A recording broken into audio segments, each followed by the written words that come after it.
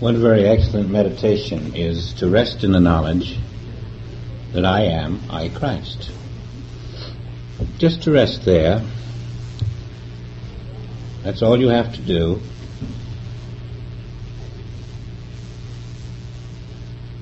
Because in the complete faith that this is the truth,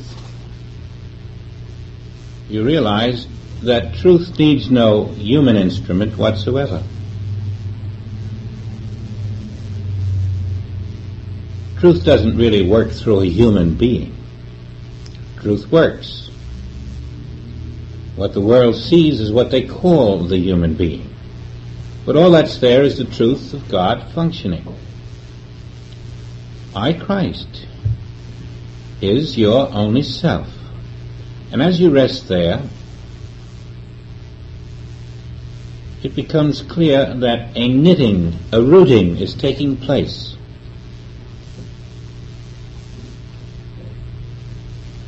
You're in your real identity, in your real home. Your consciousness is free of the mental barrier.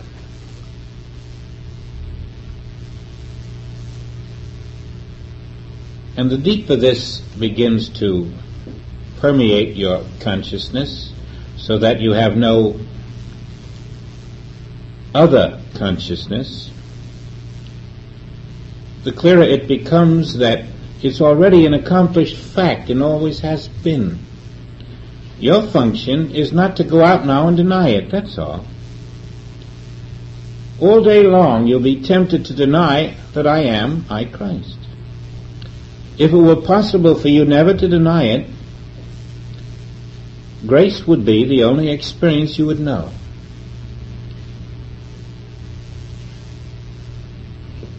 Wherever there's no prodigal from I Christ, only grace can flow. It's the law of the Father. And so your total remaining human experience is to dissolve the belief that there is other than I Christ where you are. And to be a witness to the miracle of I Christ accepted being the actual spiritual activity and manifestation of God flowing into visible expression as you.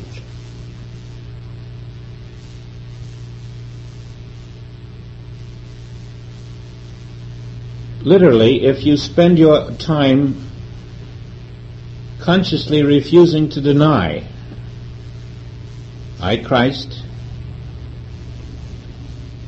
you'll discover the kingdom of heaven taking the place of the appearance called earth. The qualities of the Father will be made manifest. The lacks and limitations will return to the dust.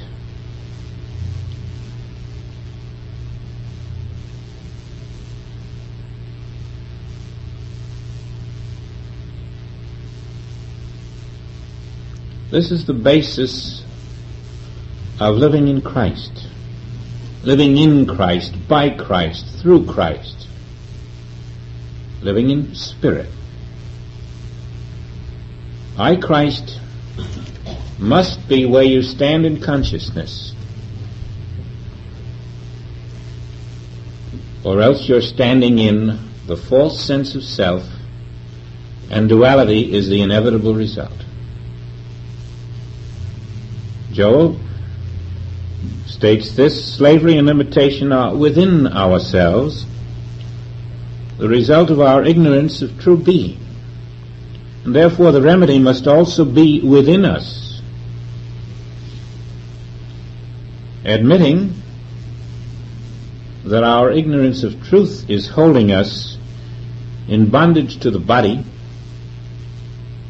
to economic or political limitations, we withdraw condemnation from the external world.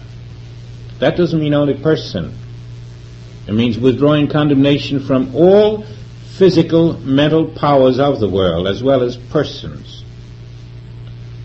Acknowledging that as we overcome spiritual ignorance within and attain spiritual light, which means Christ identity, freedom will come into our experience. Again, the Master tells us that as we stand in Christ, identifying as Christ, rejecting what is not Christ, we are opening a way to spiritual light which dissolves all that we had thought to be external to ourselves as a power, as a force, as an evil, as an error. It's only the darkness awaiting the light of our own Christ being to dissolve it from being an appearance in our experience.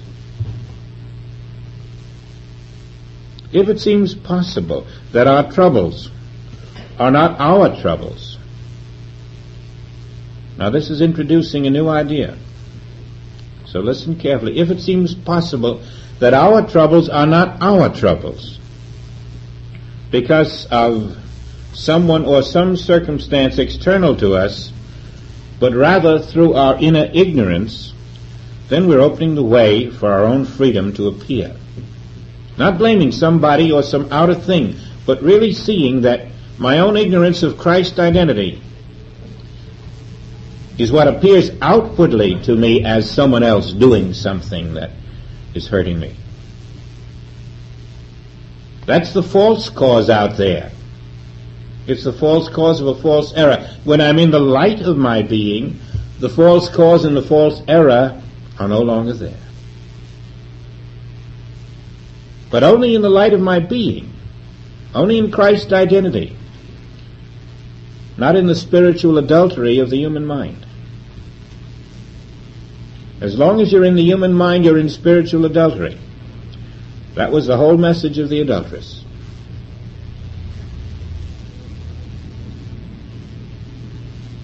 I, in the midst of you, do not see an adulteress. I, in the midst of you, do not see an alcoholic. In Christ awareness, you cannot see an adulteress, a criminal, or a dying person. When you do, you're not in Christ awareness. I, Christ, recognize I, Christ, everywhere, even where a corpse appears. Only I, Christ, is on this earth. Total fidelity to I, Christ, as the one indivisible self of the universe. If you want the Father to be the expression of your experience. Don't cut a little corner off and say over there is a corpse. There is no such thing. I, Christ, is living everywhere, now. Only life is now. I, Christ, knows life everywhere now. I, Christ, knows nothing that is not of the Father, and life is only of the Father. There is no other life than that life, and all life is that life. I, Christ, come out of the tomb of ignorance, which is believed that death is possible. I, Christ, come out of the tomb which is believed that evil and error and sickness and suffering are possible.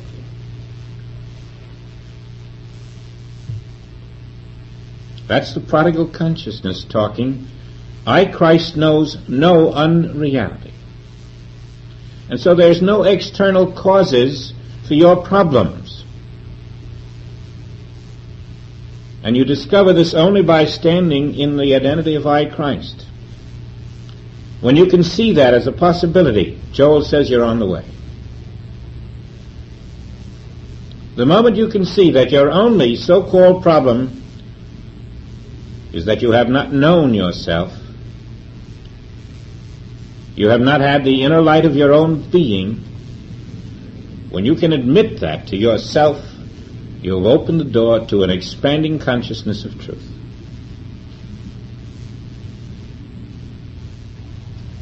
For the Christ which overcometh is an overcoming of our self, meaning our mortal sense of self. As you put on the garment of Christ, you are dropping the garment of mortality. And Christ establishes freedom within our consciousness, which then becomes externalized by the power of truth. The subtle alchemy of the Spirit, as it's accepted in identity as your name, your identity, your being, your substance, the dross of humanhood is slowly sifted away. The externalization of truth in consciousness becomes the experience of Christ on earth.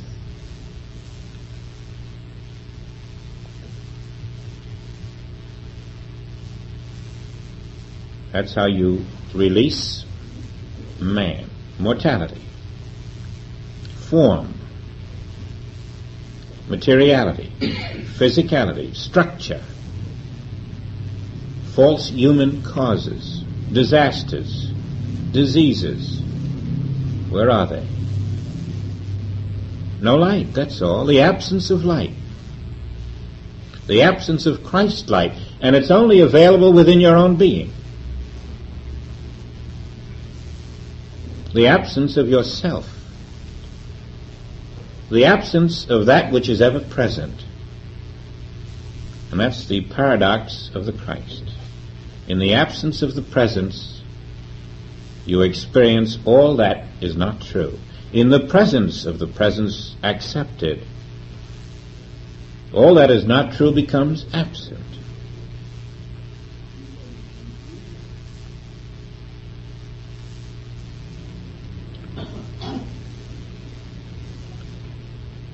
The only real freedom is attained by recognition of Christ within us. That's a flat statement from Joe. That's the only real freedom.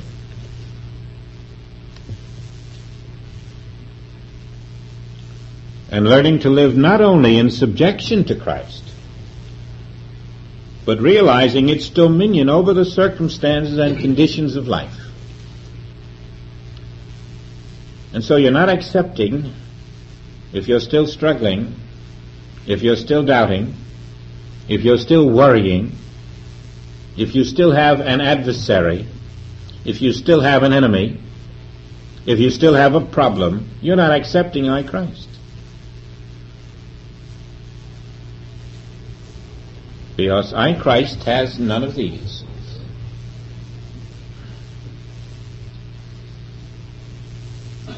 Now, the more you meditate on I Christ, the more you'll feel comfortable in it. The more you'll realize why it says, resist not evil. The more you'll realize why it says, be desireless. Be unselfed of the mortal sense. Realize there's nothing to seek, for that which I am seeking is I Christ, which I am. Defend against nothing, because I Christ is the only power. There's no power to defend against. It only seemed that way to a mortal sense. More and more you'll find the peace of I Christ, and why I Christ is called the Prince of Peace. Because its peace is the knowledge that there is none but I. I am the I of every one. I am the I of those who have lived and walked the earth, and I am a living I.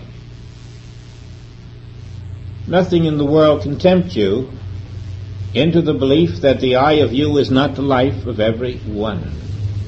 For the I of you is Christ. This is going to be the infinite oneness that grows in your consciousness until you can really know it. that you are the eye of every ancestor you've ever had. You are the eye of your children and grandchildren, extending unto eternity, that the life of Christ in you is the life of them, and there never is a separation, never has been, and even now, those unborn and those who have not appeared in your life are still the eye of you, and when they come into appearance, they will only be the eye of you made visible. Nothing can ever appear in your lifetime or lifetimes that is not the you called Christ. There's no stranger on the earth. There's no stranger in the past. There's no stranger in the future. All is I, Christ.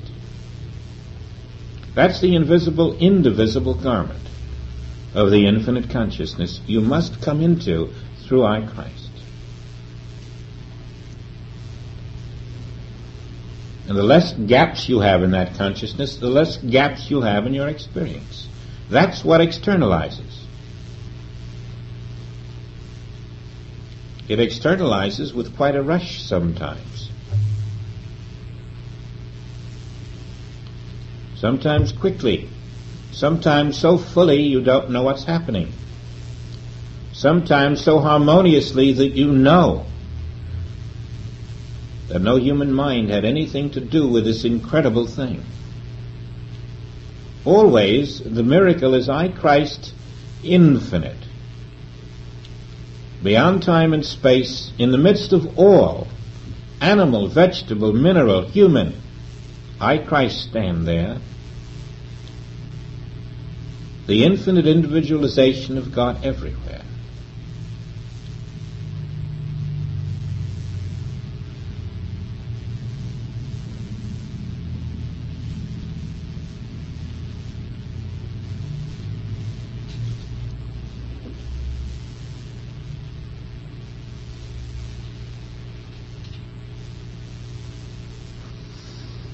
God is forever expressing itself as a fulfillment of its own being, and God appears as the life of man, woman, child, animal, vegetable, and mineral, regardless of how false a material concept we may entertain of that life.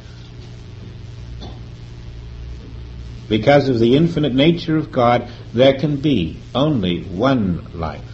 And that life is God, expressing itself as life in and as infinite form and variety.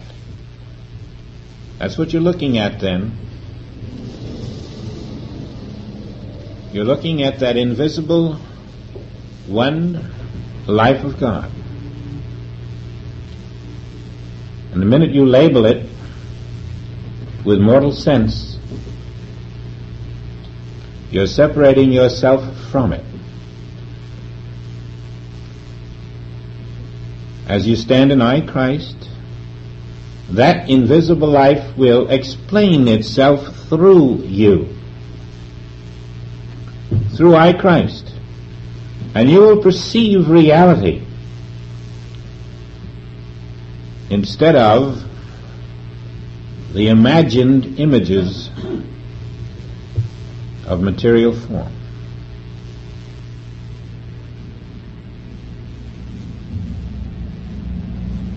Always you are letting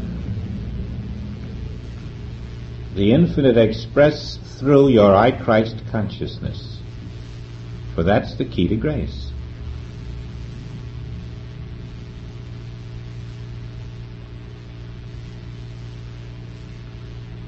You're not pausing to try to explain it out.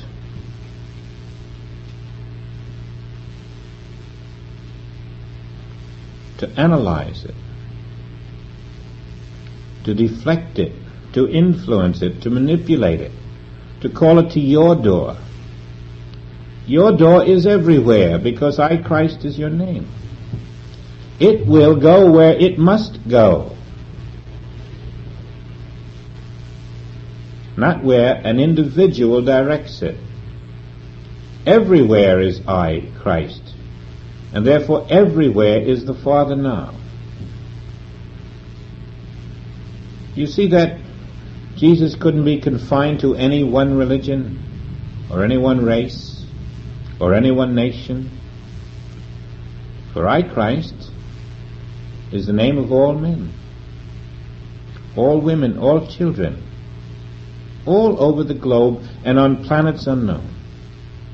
Only I, Christ, is. The Son of God is I, Christ, not a human being. And in I, Christ, you are indivisible from yourself everywhere. You have fulfilled the condition of accepting infinite individuality and divine qualities expressed with no effort whatsoever on your part. Your only function is to know I, Christ, infinitely indivisible, everywhere, one with the Father. That is my name.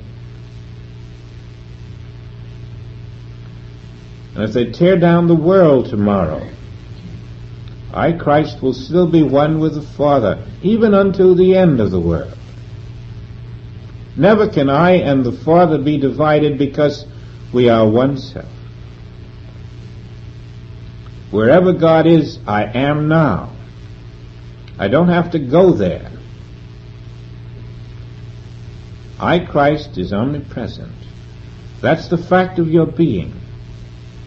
I, Christ, is omnipotent. That's the fact of your being. It doesn't change. And whatever appears to deny it is not there. It is world mesmerism that only seems real to one who does not know that I, Christ, am the fact of my being, and that is the omnipotence, the dominion, the total self expressing perfectly forever. This that appears is simply the denial of my identity. In some moment of unawareness, I lost my knowledge of identity. And this is appearing to tell me that. That's all it is. Nothing more. It's a little darkness showing where I have stepped out of the light of self.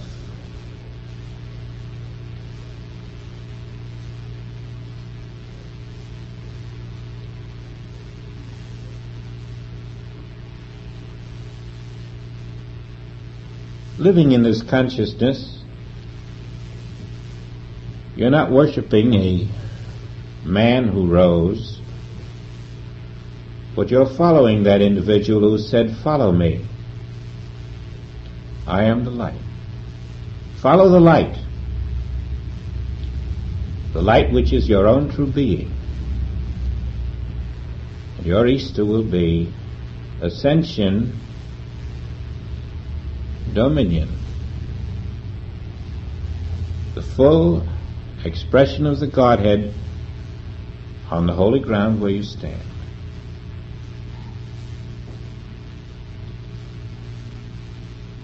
For I in the midst of thee am the living God, and I am yourself.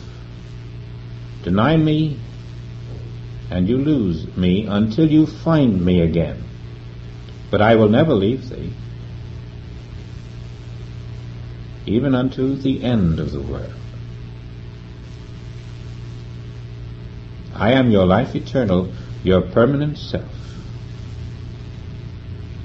And you are divine being. Mortality was only a passing state of a false consciousness.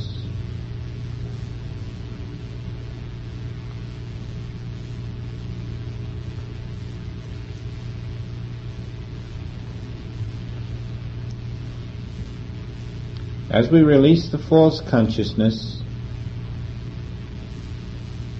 henceforth we know no man after the flesh.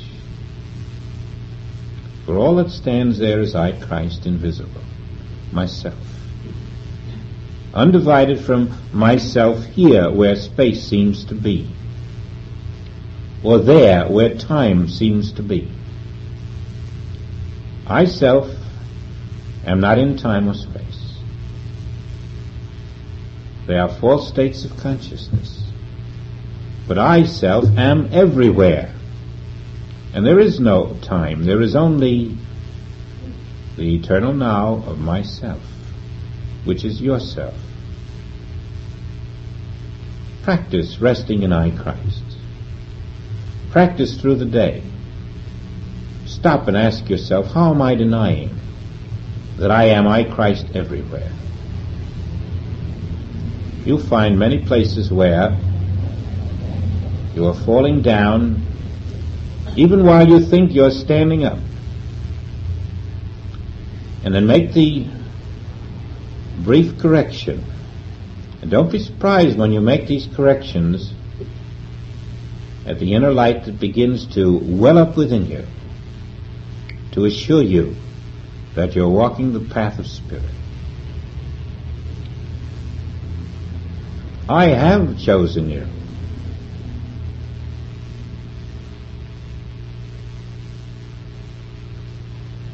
And you will know all along the way that you are chosen as you make these inner adjustments every time you take the time to remember that if I do not deny I, Christ, everywhere is my name, the Father will express His perfect will through, as, and in me. For I am living by the indivisible, infinite Spirit, which is my name.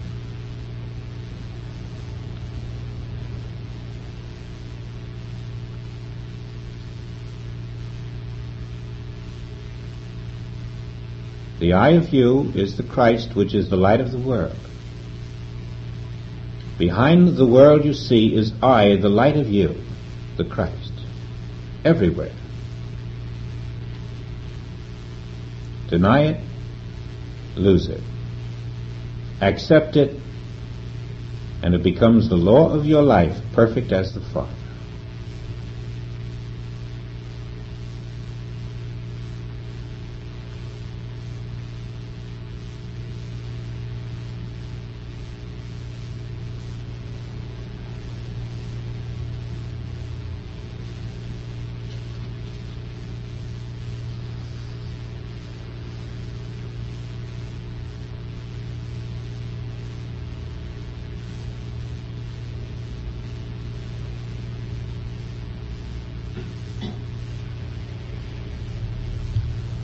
We'll stay with Joel's chapter.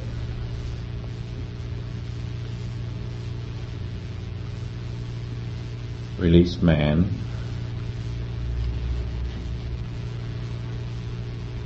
Some of it next week could even seem to you like kindergarten if you start discovering the immensity of your true being. Then we'll look at chapter 8. I think we're still in that, of John, starting with where Jesus announces to the angry Pharisees that I am the light of the world.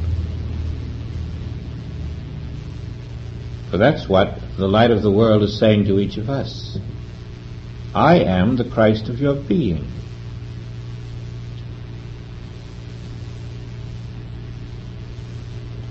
So that's where we'll be, in chapter 8. From that, I think it's verse 12 on in John 8.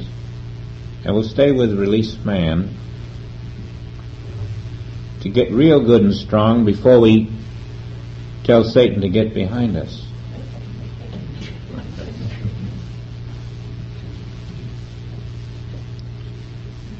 You know, this is really a happy Easter because there are those who are really walking silently now. That's what Easter is all about. Knowing Christ everywhere. Everywhere. Thanks very much.